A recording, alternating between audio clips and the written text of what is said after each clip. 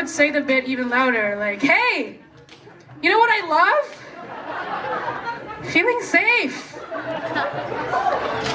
Yeah, just the general logic, that I was under, while on shrooms was that loudly dropping hints that I love to feel safe would really turn away a potential attacker.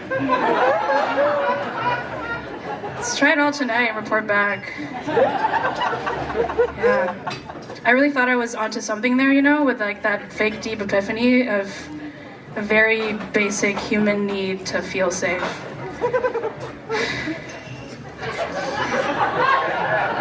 You know what makes me feel safe when I'm on a first date? Witnesses. Hey, you know what would make Vancouver feel safe right now? A second shot of the measles vaccine.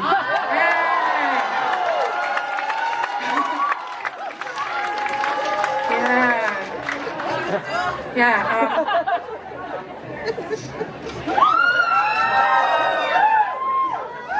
My name is Lorica. I love to feel safe. I use they, them pronouns if you want to talk shit about me after the show. Yeah, that's not a joke. That's real. I identify as non-binary, but before that term non-binary came into my vocabulary, my particular expression of gender was actually heavily inspired by lesbian icon and sex symbol Michael Cera. Canadian queer icon Michael Cera. I just really wanted to emulate his whole dorky, virginal hipster vibe. And at age 25, I feel like I'm pulling that off really well. I just wasn't like the other girls, in high school. I wanted to be like the boy who wasn't like the other boys. Yeah, Michael Cera saved my life.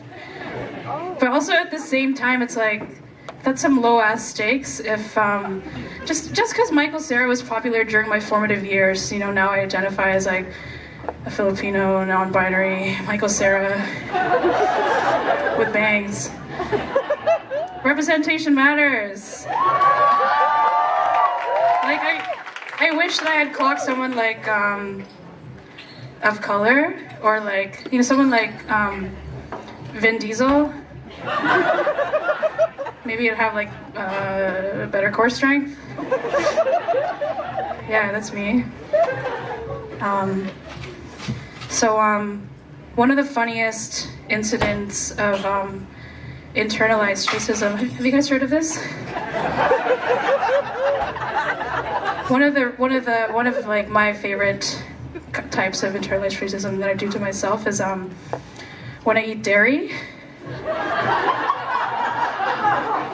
I'll just keep coming back, even though I know it's not good for me.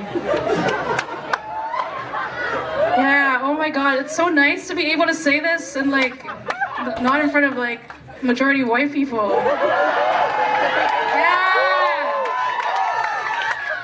Are you taking your lactate tonight? Yeah, dairy, white girls, for me it's the same.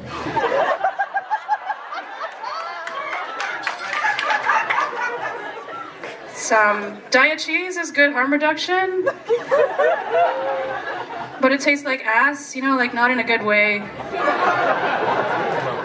Speaking of ass, last Wednesday was Ass Wednesday. That's all I wanted to say tonight. I'm gonna go to camp. Yeah, anyone else grow up Christian?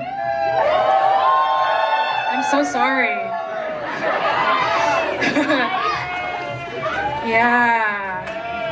Yeah, so if you don't know what, it's Ash Wednesday is the Christian holy day of prayer, fasting, and it marks the first day of Lent. And, Lent is when you give up certain luxuries or vices and brag about it on social media now.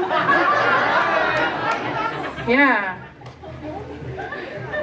And it's first day of Lent, you know, it's a reminder of original sin, which is just like a fancy way of saying you were born in sin, which is a fancy way of saying you were born canceled.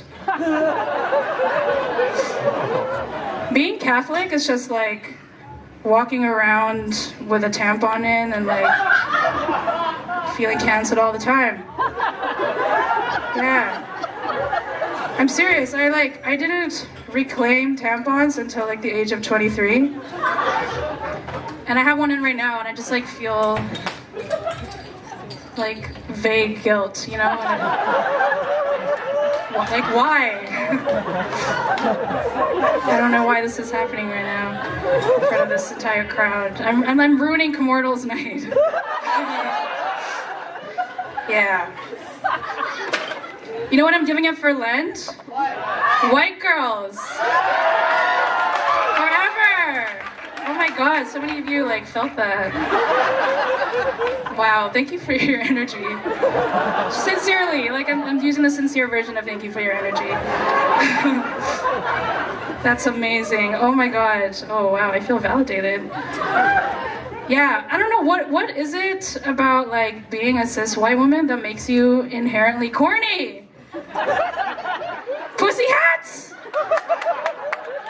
Thank you for your energy, you know?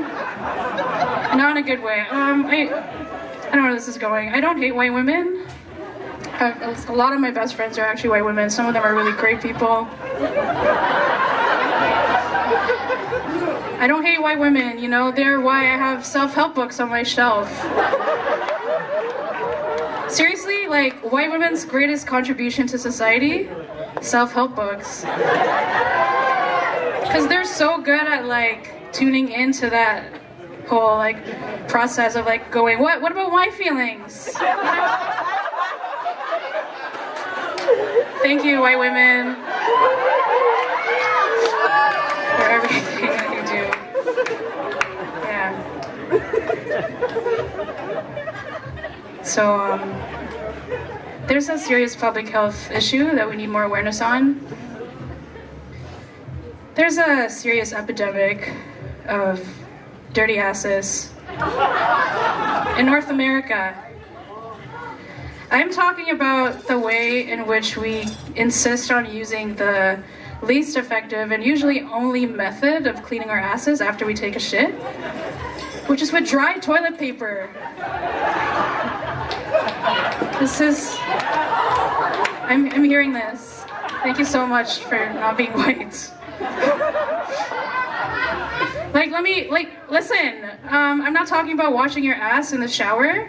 I'm talking about washing your ass, like, right after you take a shit. Like, have you considered, washing your ass with water? After number 2? Yeah. So, populations that are most affected by this epidemic.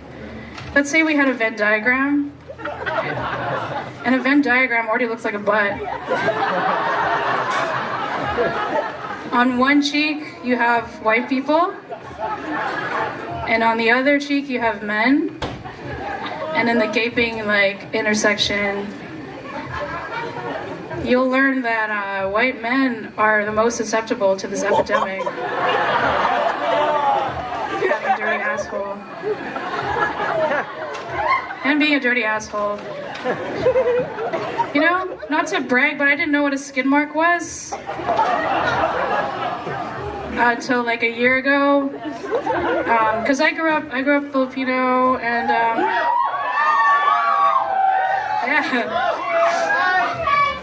yeah, thank you. Thanks for your energy.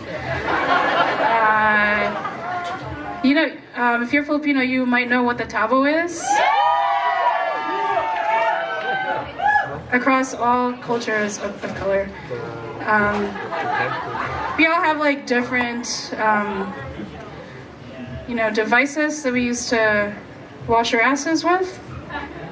And for the Filipinos, it's the tabo, and it's like, shout out to Filipinos.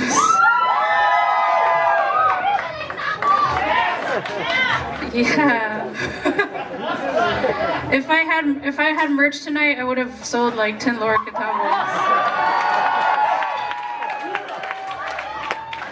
Yeah, I'm really happy about this, about you guys tonight. This crowd is amazing.